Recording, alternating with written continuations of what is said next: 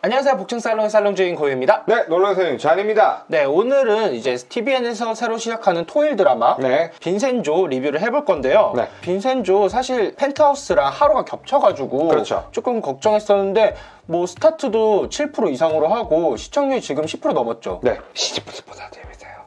네, 그래서 되게 잘 나오고 있다. 그래서 역시 송중기의 힘이 아닐까. 그러니까 송중기가 아스달 연대기 이후로 1년 반 만인가 이렇게 복귀를 했잖아요. 역시 송중기는 송중기다. 처음 보는 순간 송중기 진짜 잘생겼다 이 생각밖에 안 들더라고요. 네. 그래서 이 드라마 되게 잘 갈 수 있을 것 같은데 네. 그럼 한번 우리 이거 어떤 드라마인지 오늘은 조금 짧게 해보도록 합시다. 네. 이거 그냥 간략하게 얘기하자면 네. 이탈리아 마피아 보스의 변호사, 이거를 네. 콘실리엘이라고 한대요. 뭐 네. 상담사 뭐 이런 느낌이에요. 네, 그렇죠. 콘실리엘이었던 송중기가 이제 보스가 죽고 나서 한국으로 돌아와가지고 좀 숨겨놓은 금괴를 손에 넣기 위해 고군분투하는 드라마인데 진짜 짧게 얘기하면 딱 이 정도거든요. 네, 그렇죠.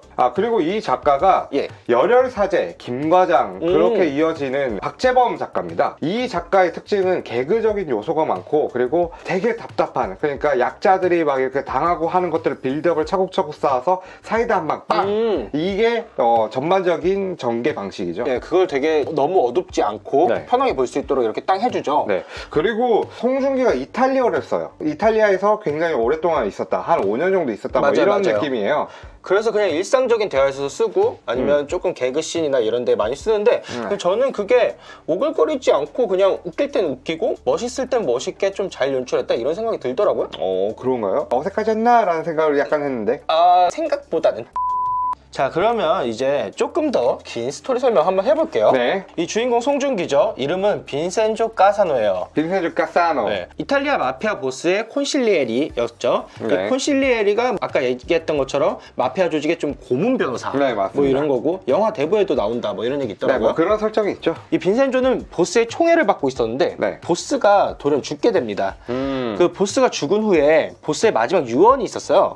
이제 그거를 빈센조가 들어주고 그렇죠. 그 다음에 이탈리아를 떠나서 한국으로 오게 되는데, 그러니까 여기에 하나의 이유가 있습니다. 왜 이탈리아를 떠나서 한국에 오게 됐느냐. 빈센조가 아직 마피아의 일을 하고 있었을 때 어떤 한 중국인 부호의 금을 숨겨주는 일을 했었어요. 근데 그 금을 숨긴 장소가 바로 한국에 있는 금가프라자라는 어떤 한 건물이었거든요. 거기가 그 실제로는 세운상가죠? 예. 그래서 그 건물 상가 바닥에 어떤 숨겨진 지하실 같은 거 만들어 놓고 거기다가 금괴를 숨겨놨었는데, 그렇죠. 이 사실을 알고 있는 거는 이 세상에 딱 세 사람입니다. 중국인 부호, 바지 건물주인 조용훈, 예. 그리고 빈센조, 이렇게 세 사람입니다. 네네, 맞아요. 근데 10개월 전에 갑자기 돌연 중국인 부호가 사망을 해요. 그 기사를 빈센조가 뉴스로 이제 접하게 되죠? 네, 우연히 이렇게 뉴스로 접하게 네네. 되고, 이제 그러면 금괴의 정체를 알고 있는 사람이 두 사람으로 줄어든 거예요. 그 두 사람이 이 조용훈과 빈센조인데, 여기 네. 사실 조용훈과 빈센조는 그 전에 조금 끈끈한 그런 사건이 하나 있었거든요. 이 조용훈은 옛날에 이탈리아에서 빈센조 덕분에 목숨을 구했던 그런 일이 있었어요. 이게 설정에만 들어있고 아직은 이제 나오지 않은 그런 거죠? 예, 그래서 그때부터 둘이 비즈니스 파트너가 되는 거거든요. 그러니까 이 그렇죠. 둘은 이미 끈끈하기 때문에 이제 둘이서 이 중국인 부호의 금괴를 먹자 이런 이야기를 하게 됩니다. 그렇죠. 노후 자금을 할 생각이 없냐? 뭐 이런 네네. 식으로 해가지고 둘이 계획을 세우죠. 네, 그렇게 해서 이제 한국에 돌아온 빈센조가 금가프라자에 도착하는데 여기 또 하나의 문제가 있었어요.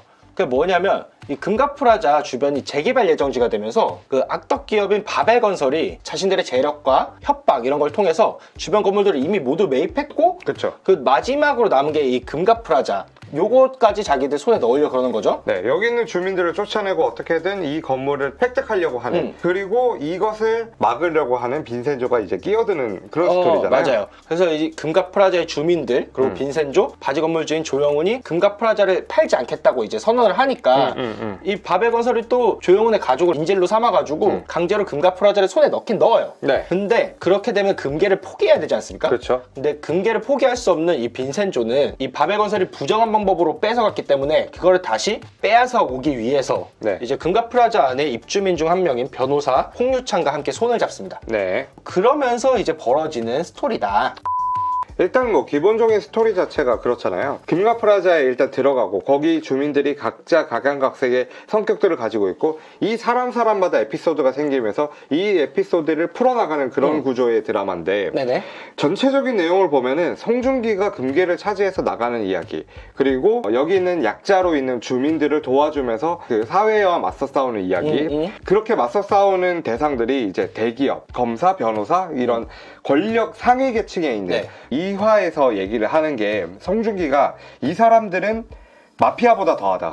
한국에는 마피아 같은 조직이 없어서 예. 걱정하진 않지만 예. 이보다 더한 카르텔을 가지고 있는 권력 계층이 있다. 예, 이런 거죠. 그래서 아예 얘네들이 더 마피아 같다 이렇게 얘기한 거네요. 그렇죠. 마피아보다 더 잔인하고 더 극악무도하다 이렇게 얘기를 하는 겁니다. 네. 또 한 가지 스토리가 있는 게 이제 두 변호사 부녀입니다. 아, 네네.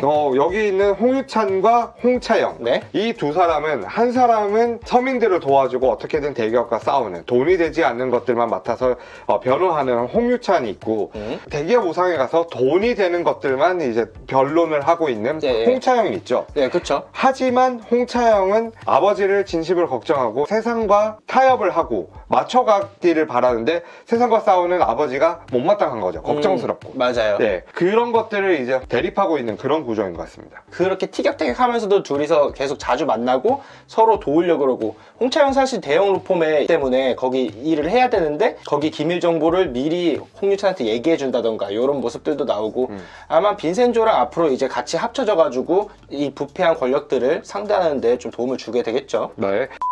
전체적인 드라마 내용 자체는 이 작가님이 항상 꾸리는 그거예요. 일상의 부패를 정의로운 사람, 정의로운 그룹이 나타나서 서민들을 도와주고 그것들을 깨부시는 이야기. 그런데 저는 이런 점은 좋은 것 같아요. 그런 이야기를 너무 교훈적이지도 않고 너무 어둡지도 않고 굉장히 밝게 개그를 많이 섞어가면서 이야기함으로써 조금 시청자들이 거부감을 느끼지 않고 재밌게 받아들이게 만드는 거 아닌가. 그리고 여기 보면은 나머지 던져진 떡밥들이 있어요. 그러니까 앞으로 이야기를 끌고 가는 데 있어서 던져진 떡밥은 두 가지인데, 바벨 제약, 여기서 피실험자가 나오고 이제 연구원들이 탈출하고 뭐 이 사람들이 가지고 있는 자료가 터지면 안 된다 하면서 우상에서 맞고 바벨 제약에서 맞고 하는 장면인데, 다음 화 예고편으로 봤을 때는 제약회사 실험인 것처럼 가장한 마약인 것 같아요. 국내 굴지의 제약회사라고 할 수 있는 그 그룹이 알고 보니까 범죄를 가담해가지고 이것들을 퍼뜨리고 있다, 뭐 이런 식의 떡밥을 던져놓은 것 같거든요. 그러니까 진짜 마피아처럼 굴고 있는 거네요. 그렇죠. 그리고 송중기 같은 경우에는 홍유찬 변호사를 만난 게 이게 처음이 아닙니다. 여기 프라자에서 만난 게 처음이 아니라 어떤 재판의 변론을 들으러 가서 거기 있는 어떠한 여자분, 그러니까 대기업과 싸우고 있는 수감자가 있는데 그 예. 사람을 지켜보면서 있는 걸로 봐서, 그리고 그 사람이 어린 아들을 버린 죄를 여실히 받고 있다는 걸로 봐서는 송중기가 어릴 때 버려졌었고 그걸로 인해서 뭐 자라다가 뭐 이탈리아를 가고 뭐 이런 얘기, 그리고 버려진 아들이 진짜 송중기인지, 이게 떡밥입니다. 자, 이렇게 오늘 한번 새로 시작한 드라마 빈센조 스토리 그리고 간단한 떡밥들 이렇게 봤는데요. 저희 영상 재밌게 보셨다면 구독과 좋아요 그리고 알림 설정까지 눌러주시면 저희 영상이 업로드되는 대로 바로바로 보실 수 있고요. 네. 댓글도 이렇게 달아주시면 저희가 좀 친절하게 같이 대댓글 달면서 우리 소통하면 좋죠. 네, 그렇죠. 그럼 저희는 다음 시간에 또 다른 리뷰로 찾아뵙도록 하겠습니다. 네, 다음에 뵙겠습니다.